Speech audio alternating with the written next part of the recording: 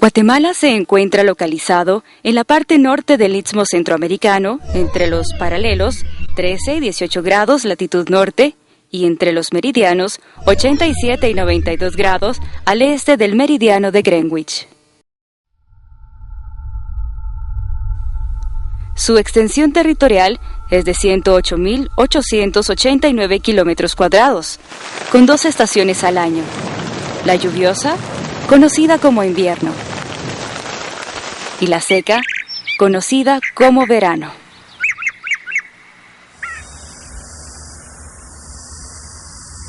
Su clima es variado de acuerdo a la topografía. Puede ir del clima cálido al clima templado y muy frío. Está dividida en 8 regiones y 22 departamentos. Guatemala, como muchos países, no es inmune a los desastres naturales o provocados. Los desastres naturales climáticos y los que involucran las actividades humanas, ambos ponen en peligro el bienestar de sus habitantes y sus recursos. Los naturales, como los terremotos, erupciones volcánicas, y climáticas como ciclones, huracanes y tornados, no se pueden evitar. Pero las provocadas debido a los cambios en el uso del suelo, las actividades agrícolas, las urbanizaciones, las deforestaciones, los incendios, las contaminaciones de todo tipo y otras, sí se pueden evitar. En Guatemala, la mayor parte de los incendios se da ahorita en lo que es la parte del altiplano central y occidental. Hablamos de los departamentos del Quiché, Sololá, y también se dan en lo que es la región de Petén, ¿verdad? Es la mayor cantidad en cuanto a hectáreas que se dañan de bosques. Dentro de lo que son los tipos de incendios tenemos 3 tipos: los incendios de tipo subterráneo, los incendios de tipo rastrero y los incendios de tipo de copas.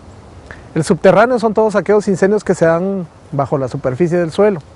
Los subterráneos son los que mayormente afectan el interior de las capas del suelo.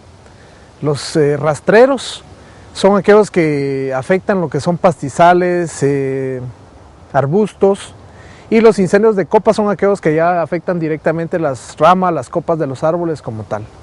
Dentro de los efectos de los incendios en los ecosistemas, en la flora y fauna, pues hay efectos positivos y negativos. Más que todos los efectos negativos, ¿verdad?, que tenemos de los incendios son la contaminación por las emisiones de CO2, ¿verdad?, derivado de los incendios, también la contaminación de las aguas, los efectos en la flora y fauna directamente, ¿verdad?, que hablábamos que hay 2 efectos, ¿verdad?, los efectos directos e indirectos. En lo que son la fauna, los animales, el efecto directo es directamente en ellos, ¿verdad?, como tal, físicamente, y los efectos indirectos son aquellos efectos que se dan a su hábitat, a sus nichos, a sus refugios. Hablábamos del efecto en el agua, ¿verdad?, también pues se incrementa la temperatura en el agua de 1 a 2 grados centígrados, igual que todo el ambiente, y viene como a fortalecer el efecto invernadero, el cambio climático que más tenemos en estos días, ¿verdad? Pero además de los recursos naturales, no solo los bosques se ven amenazados, sino la vida en sus diversas formas que lo habitan y que conviven a lo interno de sus selvas y montañas. Bueno, los bosques nubosos en Guatemala es lo que se conoce como bosques de ceja, ¿verdad? Se encuentran en la parte alta de nuestro sistema montañoso, aproximadamente de los 1.200 metros para arriba, dependiendo la ubicación en que se encuentren. Y predominan principalmente bosques latifoliados, mixtos y bosques de pino-encino, como la región de Huehuetenango, en Cuchumatanes, Sierra Las Minas, conos volcánicos principalmente, y en la región de Verapaces, que es donde tenemos la mayor cantidad. Bueno, desde mi punto de vista, trabajando con plantas y la composición florística de los bosques nubosos, considero que los bosques nubosos son complejos de sistemas de ensamblaje de especies muy especiales, únicas en este país. Entonces, la pérdida, en primer lugar, sería el cambio de uso del suelo, porque esto va a traer contigo la deforestación. La deforestación va a traer la reducción de hábitat. Entonces, por ejemplo, con las orquídeas también va a ser la extracción. Con los helechos arborescentes también hay una fuerte presión de extracción, entonces se va a reducir también considerablemente las poblaciones. El cambio climático es una de las amenazas que actualmente ha surgido. Se cree que la línea, digamos, el cultivo del café puede subir, entonces es una amenaza muy fuerte hacia los bosques nubosos. Los bosques nubosos.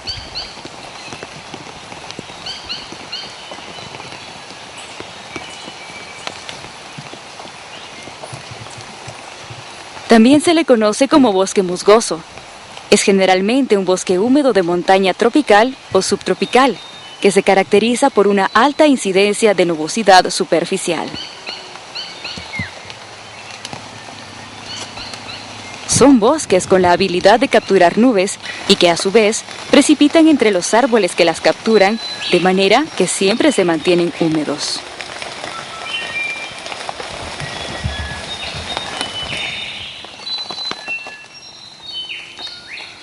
Estos bosques a menudo presentan abundante cobertura de musgos y vegetación, y se desarrollan con preferencia alrededor de montañas, donde la humedad introducida por nubes en formación es retenida con mayor efectividad.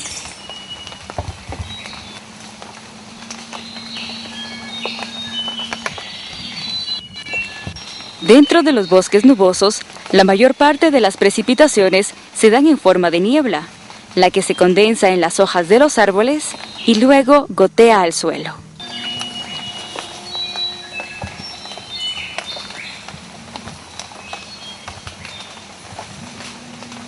Hasta el año 2000, según el mapa de cobertura forestal del Instituto Nacional de Bosques, el territorio guatemalteco tenía un revestimiento forestal de casi 50.000 kilómetros cuadrados, el 46% del territorio nacional.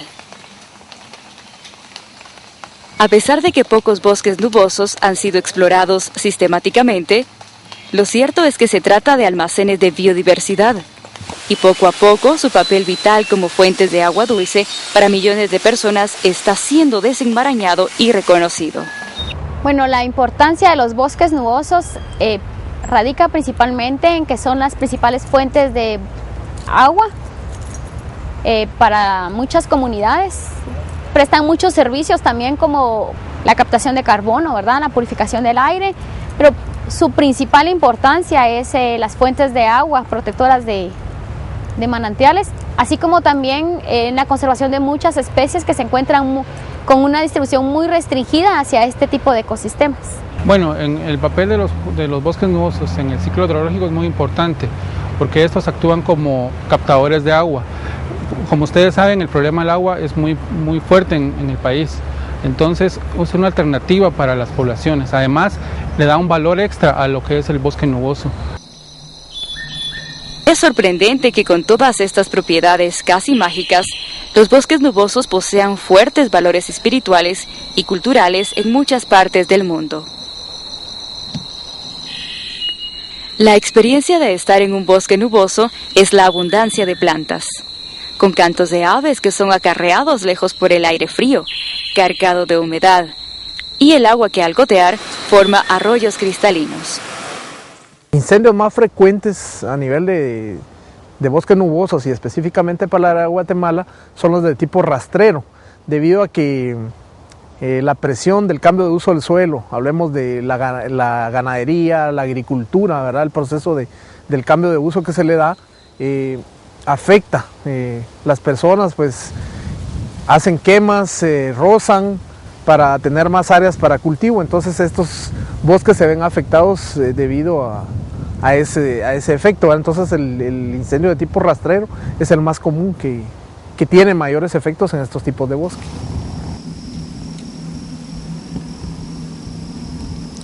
Varias son las amenazas, pero todas conducen a la deforestación, tales como las poblaciones en crecimiento, los usos no sostenibles de la tierra y las políticas de desarrollo oficiales que ignoran los valores de los bosques. A veces, solo después de que los bosques nublados han desaparecido, los pueblos locales y los gobiernos aprecian sus funciones únicas.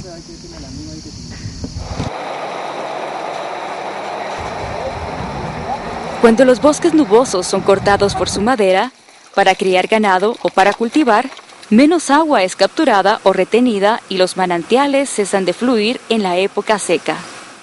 El bosque nuboso es muy importante en el ciclo hidrológico, o sea, para las poblaciones es una alternativa muy buena en las cabeceras de cuenca conservar los bosques nubosos, porque van a contribuir a proporcionar servicios ambientales, servicios que ayuden al desarrollo de las comunidades. El agua es un tema muy importante en Guatemala y considero que la conservación de estos bosques ayudan al mejor entendimiento de las comunidades. Entonces, conservando los bosques nubosos tenemos un almacigo para tener reservorios de agua. Lo importante sería socializar la información. ¿Qué se pierde con botar el bosque? A través de la siembra, la ganadería, se pierde vida que hay adentro en el interior de las montañas. Una forma sería buscar un estímulo a los agricultores para que en lugar de sembrar o cambiar el suelo por cultivo, bosque por cultivo, se les dé a ellos un incentivo para mantener protegidos sus bosques naturales. Ese tipo de investigación se hace muy necesaria en el país, no solamente para esos bosques nubosos, se requieren hacer estudios siguiendo esa misma mecánica, esa misma metodología que es bien sencilla de implementarse en otros ecosistemas. Hablo de buscar un área particular de área protegida, por ejemplo, y hacer el trabajo La finalidad es que se socialice la información, es decir, que los productores de la zona sepan de la necesidad de proteger los bosques, porque en la misma medida que se protegen los bosques, también se protege la vida que se da ahí en el interior y todas las relaciones que se dan entre insectos con plantas y entre los insectos con los insectos mismos.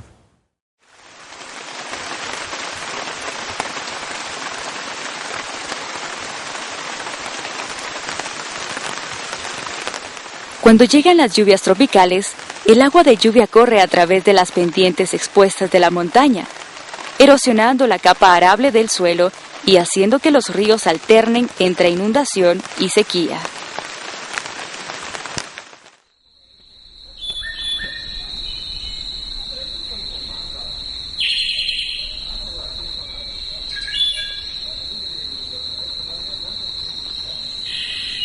Biodiversidad.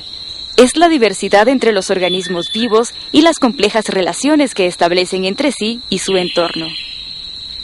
Tomando como ejemplo el suelo, un solo metro cuadrado de bosque puede contener más de 1000 especies de invertebrados y el número y la diversidad de microorganismos en un solo gramo de tierra puede ser aún mayor.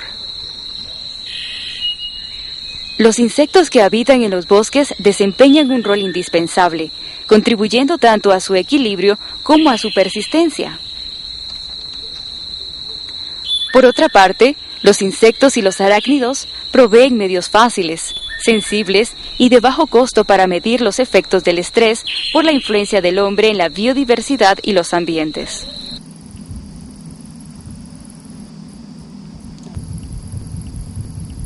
Los bosques nubosos también son importantes porque albergan una gran biodiversidad que es muy específica y restringida a estos sitios. Grupos importantes están, por ejemplo, aves endémicas de montaña, anfibios que están muy restringidos y la flora también, hay flora que es muy específica de estas regiones, muy limitada por las condiciones climáticas, su rango de distribución, y a esta vamos a tener asociada una gran diversidad de insectos también, ¿verdad? Que no vamos a encontrar en otras regiones, por lo cual es muy importante como refugios de biodiversidad.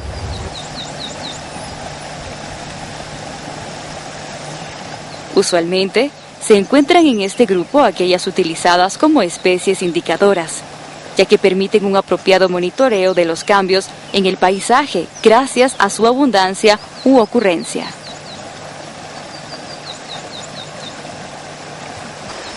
La metodología de monitoreo es bien sencilla, es pasar la manga entomológica sobre la vegetación y hacer capturas nocturnas, hacer una muestra compuesta a través de áreas que se seleccionan al azar y tomar los insectos que están en ese lugar. Hemos encontrado grupos taxonómicos que están en la mayoría de los casos reportados casi en todo el país, pero también tenemos ocurrencias de grupos que solamente se dan en ese lugar. Algunos escarabajos, por ejemplo, ocurren solo en ese lugar, y aunque hemos encontrado y hemos revisado otros ecosistemas del país, hemos encontrado grupos que son propios de acá, escarabajos que solamente aquí se pueden encontrar. De manera que estos grupos taxonómicos propios de esos lugares corren el riesgo de desaparecer en la medida que las presiones urbanas o de crecimiento poblacional induzcan a las poblaciones de insectos a irse en las partes más altas.